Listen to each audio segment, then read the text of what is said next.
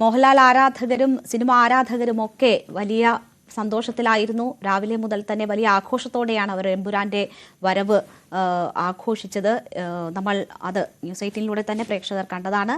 അതേസമയം സിനിമയെ ഡീഗ്രേഡ് ചെയ്യാനുള്ള നീക്കങ്ങളും സമൂഹ മാധ്യമങ്ങൾ വഴിയൊക്കെ നടക്കുകയാണ്.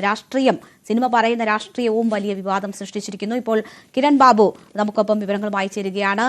കിരൺ, വലിയ രീതിയിൽ ഏറെ നാൾ കാത്തിരുന്നാണ് എമ്പുരാന്റെ വരവ് ഉണ്ടായിരിക്കുന്നത്. ഒരുപാട് സസ്പെൻസുകൾ ഒളിപ്പിച്ചെത്തിയ ചിത്രം പുറത്തിറങ്ങുമ്പോൾ രാഷ്ട്രീയ വിവാദം കൊഴുക്കുന്നു. അതിനോടൊപ്പം തന്നെ ചിത്രത്തെ ഡീഗ്രേഡ് ചെയ്യാനുള്ള ആസൂത്രിതമായ നീക്കം നടക്കുന്നു എന്ന വിവരങ്ങൾ കൂടി വരികയാണ്.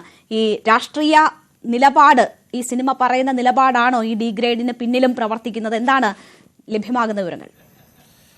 രേണുക, മലയാള സിനിമയിൽ കഴിഞ്ഞ കുറച്ചു കാലമായി ഡീഗ്രേഡിംഗ് പലതരത്തിൽ വന്നിട്ടുണ്ട്.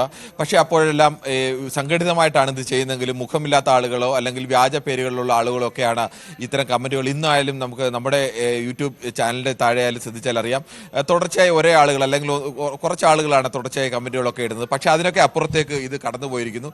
ഈ സിനിമ ചില രാഷ്ട്രീയം കൂടി പറയുന്നുണ്ട്. ഇത് ഗുജറാത്ത് കലാപത്തെ അടക്കം ഈ സിനിമ മുഖ്യ വിഷയമാക്കുന്നുണ്ട്. അതിശക്തമായ അത്തരം ഒരു രാഷ്ട്രീയം പറയുന്നത് കൊണ്ട് തന്നെ ഈ രാഷ്ട്രീയ പാർട്ടിയെ അനുകൂലിക്കുന്ന ചിലരുടെ ഭാഗത്തു നിന്ന് കൂടി അത്തരം ചില കമന്റുകൾ അല്ലെങ്കിൽ സോഷ്യൽ മീഡിയ പ്രതികരണങ്ങൾ വന്നിരിക്കുന്നു. KP ശശികല അടക്കം അത്തരം ചില പ്രതികരണങ്ങൾ. ജെ നന്ദകുമാർ, അതോടൊപ്പം തന്നെ RSSന്റെ നേതാവ്, വാര്യംകുന്നനായി എമ്പുരാൻ അലങ്കാരം ഉപമയോ ഉൽപ്രേക്ഷയോ എന്നാണ് അദ്ദേഹം ചോദിച്ചിരിക്കുന്നത്. KP ശശികല പറയുന്നത് ഇതിലും വലിയ വെള്ളിയാഴ്ചയും വലിയ പെരുന്നാളും ഒന്നിച്ചു വന്നിട്ടുണ്ട്. ഗോദ്ര എന്താണ് ഗുജറാത്തുകാർക്ക് നന്നായി അറിയാം. ഹിന്ദുത്വം എന്താണെന്ന് എല്ലാവർക്കും അറിയാം. ഏത് ഭാര്യൻകുന്നൻ ചാടിയാലും ചട്ടിയോളം അത്ര തന്നെ. ചുടാപ്പികൾ എന്തായാലും BJPക്ക് വോട്ട് ചെയ്യില്ല. ചെയ്യുന്നവരെയും ചെയ്യിക്കാൻ ഉദ്ദേശിക്കുന്നവരെയും മാറ്റിക്കാൻ ഭാര്യൻകുന്നനല്ല ഓന്റെ ബാപ്പ വിചാരിച്ചാലും നടക്കില്ല. ഉഷപൂജയും ഉച്ചപൂജയും ഒക്കെ മുറയ്ക്ക് നടക്കട്ടെ. രണ്ട് പ്രധാനപ്പെട്ട രാഷ്ട്രീയ നേതാക്കൾ അല്ലെങ്കിൽ സംഘപരിവാറുമായി ബന്ധപ്പെട്ട രണ്ട് പ്രധാനപ്പെട്ട നേതാക്കൾ ജെ നന്ദകുമാറും KP ശശികലയും, ഇവർ രണ്ടുപേരും ഈ സിനിമയ്ക്കെതിരെ ഇത്തരത്തിലേക്കുള്ള പോസ്റ്റുകൾ കൂടി വന്നുകൂടെയാണ് അതിവ്യാപകമായ തരത്തിലേക്ക് ഇത്തരം പ്രചരണം ശക്തമായത്. സിനിമ പറയുന്ന രാഷ്ട്രീയത്തെ ഇഷ്ടപ്പെടാത്ത രാഷ്ട്രീയക്കാർ ആ പോസ്റ്റുകളെ, എന്നാൽ ഇങ്ങനെ ഒരു പോസ്റ്റ് ജെ നന്ദകുമാർ അടക്കം ഇടുമ്പോഴും അതിന്റെ പിന്നിൽ മറ്റു ചില ചർച്ചകൾ കൂടി നടക്കുന്നുണ്ട്. ഇവിടെ സെൻസർ ബോർഡിലെ ആളുകളെയൊക്കെ നിയന്ത്രിക്കുന്നത് ആരാണ്? എന്തുകൊണ്ടാണ് ഇത്തരം ഒരു സിനിമയ്ക്ക് സെൻസർ ബോർഡ് അംഗീകാരം നൽകിയത് എന്നടക്കമുള്ള ചോദ്യങ്ങൾ വരുന്നുണ്ട്. മോഹൻലാലിനെതിരെയും അതോടൊപ്പം തന്നെ പൃഥ്വിരാജിനെതിരെയൊക്കെ അതിനിശ്ചിതമായ വിമർശനമാണ് ഉന്നയിക്കുന്നത്. പൃഥ്വിരാജ് നേരത്തെ തന്നെ ഇത്തരത്തിലുള്ള ആളാണ്. ഭാര്യംകുന്നനായി അഭിനയിക്കാൻ പോയ ആളാണ്. മോഹൻലാലിനെ അയോധ്യയിലെ ക്ഷേത്രത്തിന്റെ ഉദ്ഘാടന ചടങ്ങിലേക്ക് ക്ഷണിച്ചിട്ട് അദ്ദേഹം പോയില്ല. ഇത്തരം വിഷയങ്ങളടക്കം എടുത്തുകൊണ്ടാണ് വലിയ തരത്തിലേക്കുള്ള ഒരു ഡീഗ്രേഡിംഗ് അല്ലെങ്കിൽ ഒരു സിനിമയെ മോശമായി ചിത്രീകരിക്കുന്ന തരത്തിലേക്കുള്ള പ്രചരണം നടക്കുന്നത്.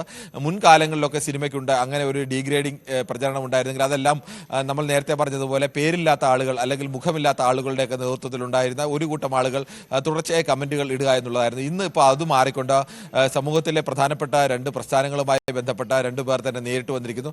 എന്നാൽ BJPയുടെ പ്രധാനപ്പെട്ട നേതാവ് MD രമേശ് ഇതിനെ സിനിമയെ കാണണം എന്ന തരത്തിലേക്ക് തന്നെയാണ് അദ്ദേഹം പ്രതികരിച്ചിരിക്കുന്നത്. മറ്റ് BJPയുടെ പ്രധാനപ്പെട്ട നേതാക്കളാരും പ്രതികരിച്ചിട്ടില്ല. അതോടൊപ്പം തന്നെ MD രമേശ് പറഞ്ഞത് സിനിമയെ സിനിമയായി കാണണം എന്നതാണ്. നമുക്കറിയാം, പല ചിത്രങ്ങളും ബഹിഷ്കരിക്കുന്നതും ചില ചിത്രങ്ങൾ റിലീസ് ചെയ്യാൻ അനുവദിക്കാത്തതും ചില റിലീസിൽ തിയേറ്ററുകളൊക്കെ തല്ലിപ്പൊളിക്കുന്നതുമൊക്കെ കേരളത്തിലല്ല, നമ്മൾ പുറത്തൊക്കെ കണ്ടിട്ടുള്ളതാണ്.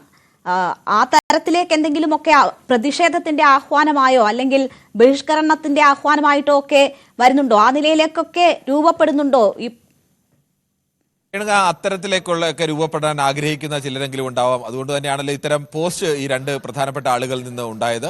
പക്ഷേ കേരളത്തിന്റെ ഒരു പൊതു സാമൂഹിക സാഹചര്യത്തിൽ ഒരു മോഹൻലാൽ പ്രധാന നായകനായി വരുന്ന ഒരു സിനിമ, ആ സിനിമയെ ബഹിഷ്കരിക്കുക എന്ന് പറഞ്ഞാൽ അതൊക്കെ പ്രായോഗികമായി അത് എത്രത്തോളം നടക്കുമെന്നുള്ള ചോദ്യമുണ്ട്. അങ്ങനെ ഒരു ആഹ്വാനം നൽകിയാൽ തന്നെ സ്വാഭാവികമായും അതിനെതിരായി കുറെ ആളുകളുടെ പ്രതികരണം ഉണ്ടാവുകയും കൂടുതൽ ആളുകൾ സിനിമയിലേക്ക് വരാനൊക്കെയുള്ള സാഹചര്യമുണ്ട്. ഏകദേശം ഒരാഴ്ചക്കുള്ള സിനിമ ടിക്കറ്റ് ഓൾറെഡി ബുക്ക്ഡ് ആണ്. അതുകൊണ്ട് തന്നെ സിനിമയ്ക്ക് ഒരാഴ്ച കൊണ്ട് ഇനി നെഗറ്റീവ് കമന്റ് വന്നാലും ഏതെങ്കിലും തരത്തിൽ അല്ലെങ്കിൽ ഡീഗ്രേഡ് ചെയ്താലും ഒന്നും സിനിമയെ അങ്ങനെ ഒരാഴ്ചത്തേക്ക് കാര്യമായി ബാധിക്കാൻ പോകുന്നില്ല. അത്തരത്തിലേക്കുള്ള ഒരു നീക്കത്തിലേക്കൊന്നും സാധാരണഗതിയിൽ സാമാന്യ ബുദ്ധിയുള്ള ഒരാളും അങ്ങനെ നീങ്ങുമെന്ന് തോന്നുന്നില്ല. അത് പ്രായോഗികമായി കേരളത്തിൽ നടപ്പാക്കുകയും വളരെ പ്രയാസമായിരിക്കും. മോഹൻലാലിന്റെ ആരാധകർ എല്ലാ രാഷ്ട്രീയ പാർട്ടിയിൽപ്പെട്ടവരുണ്ട്, എല്ലാ മതത്തിൽപ്പെട്ടവരും ഒക്കെ ഉണ്ട് മോഹൻലാലിന്റെ ആരാധകരെ. പ്രത്യേകിച്ച് പൃഥ്വിരാജിനായാലും പുതിയ തലമുറയിലെ ചെറുപ്പക്കാരുടെ ഇടയിൽ അത്തരത്തിലേക്കുള്ള വലിയ തരത്തിൽ ആരാധകരൊക്കെ ഉള്ളതാണ്. അങ്ങനെ കേരളത്തിലെ ഏതെങ്കിലും ഒരു സിനിമ നടന് ഒരു സിനിമയിൽ ഏതെങ്കിലും തരത്തിൽ ഒരു രാഷ്ട്രീയത്തിനെതിരായി ഇതിലും രൂക്ഷമായ രീതിയിലുള്ള രാഷ്ട്രീയം പല സിനിമകളും പറഞ്ഞിട്ടുണ്ട്. ഈ സിനിമയിൽ തന്നെ ഞാൻ രാവിലെ സിനിമ കണ്ടതാണ്, അതുകൊണ്ടാണ് ഈ സിനിമയിൽ തന്നെ കേരളത്തിലെ ഇടതു രാഷ്ട്രീയ പ്രസ്ഥാനത്തെയും അതോടൊപ്പം തന്നെ എന്തിന് കേരളത്തിന്റെ മുഖ്യമന്ത്രിയാണെന്ന് സംശയിക്കാൻ എല്ലാ തരത്തിലും അദ്ദേഹത്തെ പ്രതിനിധീകരിക്കുന്ന ഒരു കഥാപാത്രമുണ്ട്. അതോടൊപ്പം തന്നെ കോൺഗ്രസിനെയൊക്കെ പ്രതിനിധീകരിക്കുന്നതും ഒക്കെ കഥാപാത്രമുണ്ട്. നമുക്ക് ഏകദേശം മനസ്സിലാവും ഇത് ആരെയൊക്കെയാണ് പ്രതിനിധീകരിക്കുന്നത് എന്ന് മനസ്സിലാവും. അവരെയൊക്കെ വിമർശിക്കുന്ന ഭാഗങ്ങളൊക്കെ സിനിമയിലുണ്ട്. പക്ഷേ അവരുടെ ആരുടെയും ഭാഗത്തു നിന്ന് അല്ലെങ്കിൽ അത്തരം രാഷ്ട്രീയ പാർട്ടികളുടെ ഒന്നും ഭാഗത്തു നിന്ന് ആ തരത്തിലേക്കുള്ള ഒരു എതിർപ്പോ അത്തരം കാര്യങ്ങളോ ഒന്നും വന്നിട്ടില്ല. പ്രധാനമായും ഇങ്ങനെയാണ്. ഔദ്യോഗികമായി BJPയും അങ്ങനെ ഒരു പ്രതികരണം നടത്തിയിട്ടില്ല എന്നത് പ്രത്യേകമായി തന്നെ ശ്രദ്ധിക്കണം. ഈ രണ്ട് പ്രതികരണങ്ങൾ വന്നത് ഒന്ന് RSS നേതാവിന്റെ ഭാഗത്തു നിന്നാണ്, അതോടൊപ്പം തന്നെ മറ്റൊന്ന് KP ശശികലയുടെ ഭാഗത്തു നിന്നാണ്. ഔദ്യോഗികമായി BJPയുടെ ഭാഗത്തു നിന്ന് വന്നിട്ടില്ല എന്ന് മാത്രമല്ല, നേരത്തെ BJPയുടെ പുതിയ സംസ്ഥാന അധ്യക്ഷൻ രാജീവ് ചന്ദ്രശേഖർ ഉറപ്പായും ഞാനും എമ്പുരാൻ കാണും എന്ന് ഒരു അദ്ദേഹം സമൂഹ മാധ്യമത്തിൽ വഴി മോഹൻലാലിനൊപ്പം നിൽക്കുന്ന ഒരു ചിത്രവും മോഹൻലാൽ അദ്ദേഹത്തെ കാണാനായി എത്തിയിരുന്നു. ആ ചിത്രം അടക്കം പങ്കുവെച്ചുകൊണ്ട് എമ്പുരാൻ വിജയിക്കട്ടെ എന്നും താനും എമ്പുരാൻ കാണും എന്നടക്കമുള്ള ചിത്രങ്ങളടക്കം ഉള്ള അദ്ദേഹം സമൂഹ മാധ്യമത്തിൽ പോസ്റ്റ് ചെയ്തിരുന്നു. ഇപ്പോൾ പുതിയ വരുന്ന ഒരു കമന്റ് അനുസരിച്ച് മനഃപൂർവ്വം ഈ സംഘപരിവാർ രാഷ്ട്രീയത്തെ പിന്തുണയ്ക്കുന്ന ആളുകളെയൊക്കെ കബളിപ്പിക്കുകയായിരുന്നു പൃഥ്വിരാജും മോഹൻലാലും ചേർന്നാണ്. ചിലർ പറയുന്ന അങ്ങനെയല്ല, മോഹൻലാലിനെ പൃഥ്വിരാജ് കബളിപ്പിച്ചു, മോഹൻലാൽ ഈ സിനിമയൊന്നും അറിയാതെ അഭിനയിക്കുകയാണ് ഉണ്ടായത്, മോഹൻലാലിന്റെ പണം വാങ്ങിക്കൊണ്ട് പൃഥ്വിരാജ് അദ്ദേഹത്തിന് അജണ്ട നടപ്പാക്കി എന്നൊക്കെയാണ്. യഥാർത്ഥത്തിൽ മോഹൻലാലിനെയും പോലെ ഒരു നടൻ ഒരു സിനിമയൊക്കെ തെരഞ്ഞെടുക്കുമ്പോൾ അതും അദ്ദേഹം എത്രയോ കാലമായി നിൽക്കുന്ന ഈ സിനിമയുടെ പുറകെ നിൽക്കുന്നതാണ്. സിനിമയ്ക്ക് വേണ്ടി വലിയ അധ്വാനമൊക്കെ അദ്ദേഹം തന്നെ എടുത്തിട്ടുണ്ട്. ഈ സിനിമയെ ഒരു ഹോളിവുഡ് സ്റ്റൈലിലൊക്കെയാണ് സിനിമയുടെ പല ഭാഗങ്ങളും ചിത്രീകരിച്ചിട്ടുള്ളത്. ആ ഓരോ സീനും കണ്ടാൽ അറിയാം അതിനുവേണ്ടിയൊക്കെ എടുത്ത വലിയ അധ്വാനം. ആ സിനിമയിൽ അത്രത്തോളം ഇൻവോൾവ് ആയ ഒരു നടനെ കുറിച്ച് എന്തായാലും 6 വർഷത്തെ കാത്തിരിപ്പിന് ശേഷമാണ് എമ്പുരാൻ എത്തുന്നത്. അത് വലിയ രാഷ്ട്രീയ വിവാദമായി മാറുന്നു. സിനിമയെ ഡീഗ്രേഡ് ചെയ്യാനുള്ള ആസൂത്രിതമായ ശ്രമങ്ങൾ നടക്കുന്നു എന്ന തരത്തിലൊക്കെ വലിയ ചർച്ചകൾ ഉയരുകയാണ്. കിരൺ ബാബുവാണ് വാർത്തയുടെ വിശദാംശങ്ങൾ നൽകിയത്. മറ്റു